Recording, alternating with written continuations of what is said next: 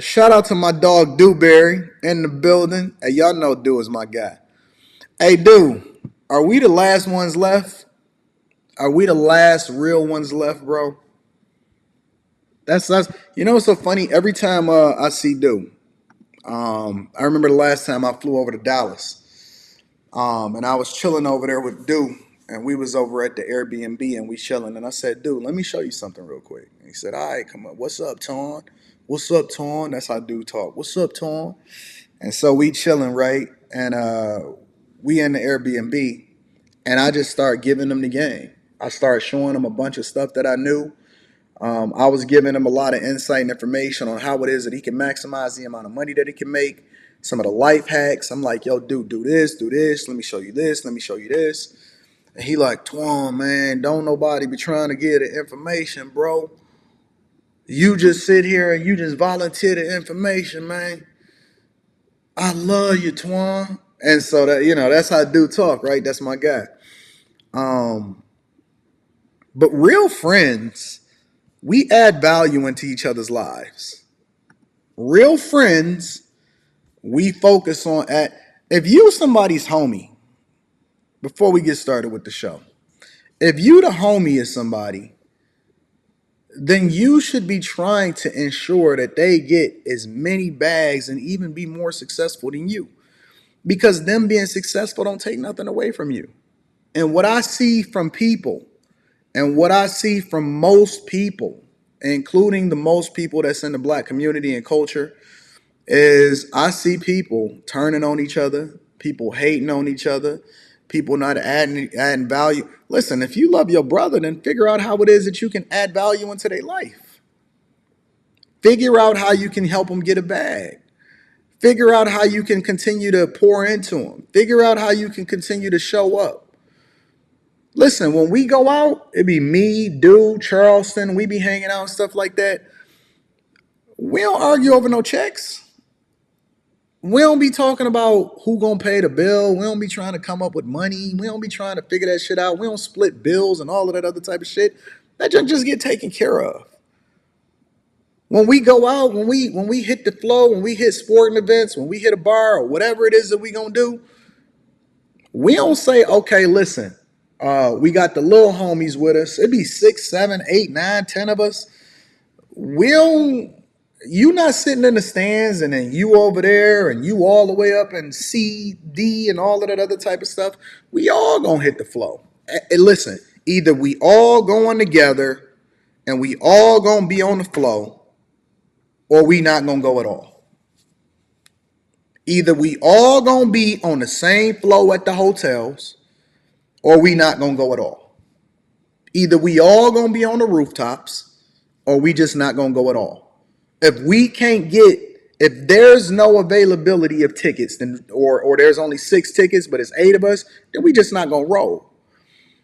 Because that's what the real ones do. And you don't see that anywhere anymore. Honestly.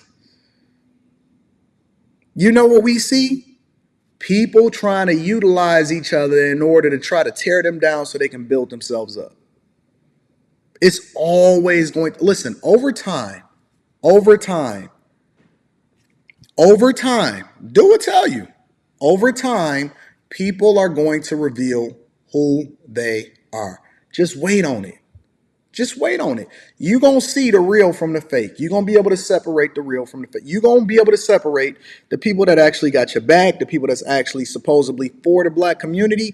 How you going to be for the black community, but every single person that you've ever encountered, talked about, or had a conversation about, nobody, you ain't never put no money in nobody's pocket. You ain't never celebrated nobody. You ain't never championed nobody.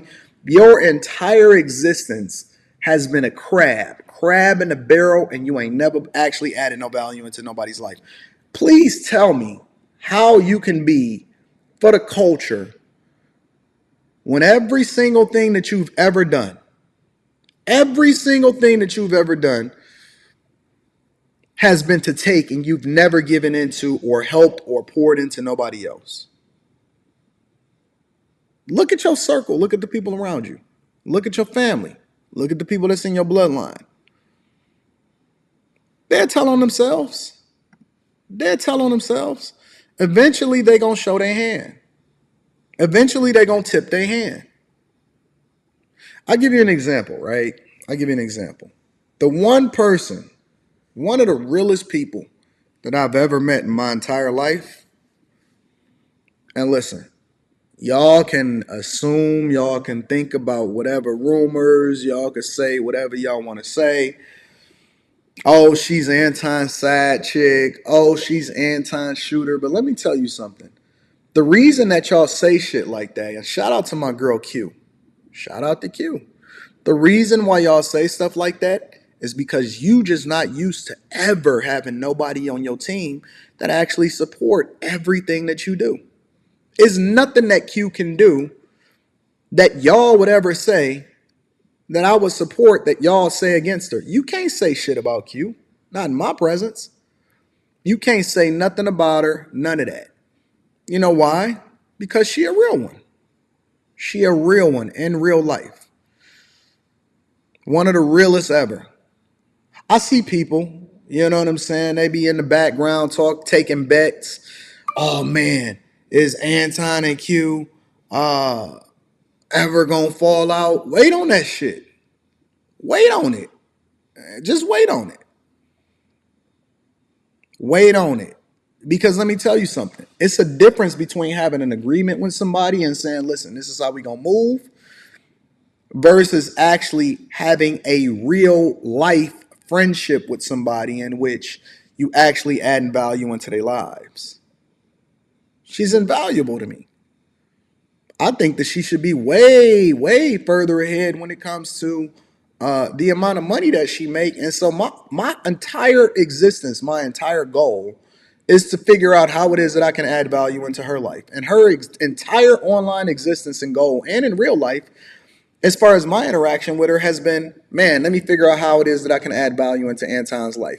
And when we so busy building with each other and we so busy adding value into each other's lives, it's easy for people to look at it and say, well, what they got going on, or why she love him so much, or why he love her so much. It's because you ain't never had no real ones in your circle. And so everybody that you've ever had an interaction with, everything that you've ever done to them has been negative. You ain't never wanted to see them get more money than you. You ain't never wanted to see whether or not they was going to hold you down. Anytime somebody ever had a good idea, you told them how it was going to fail instead of trying to help them to understand how they could be successful. You ain't never had nothing but hate. Instead, you call it constructive criticism, but we can tell the difference.